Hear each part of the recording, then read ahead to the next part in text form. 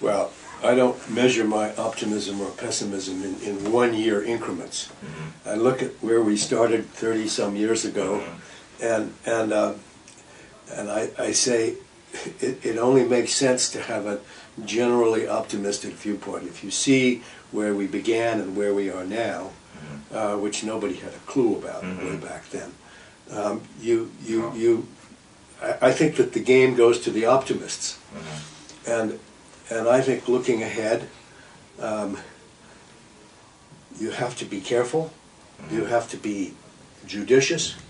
You know, the management of big relationships takes a lot of precision, and it takes a lot of care, and it takes paying attention to each other, and taking nothing for granted. But that's the way we've been dealing with each other in the past, and I think over the future we're going to continue to be ahead of the game. I think one has to be realistic. I'm an optimistic realist in the sense that I think we will continue to have differences, sometimes important differences. But I think, as I say, I think both sides realize that we need each other, and therefore they will weigh these differences in the context of the overriding importance of the relationship.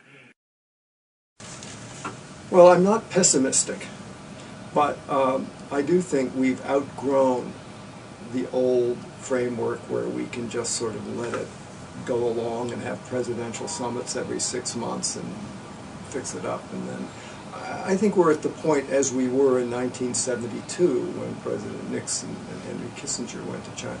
We need to do something quite different, quite new. Whether these two presidents have the ability, the will, to reset the terms of the game, it's not clear yet. But that would be, I think, the hope of anybody who's followed China over the last number of decades. Every now and again, a time arises where you have to change the terms of the game. And that takes bold leadership. Strangely, Richard Nixon recognized, as did Henry Kissinger and Mao Zedong, that it was time to do that.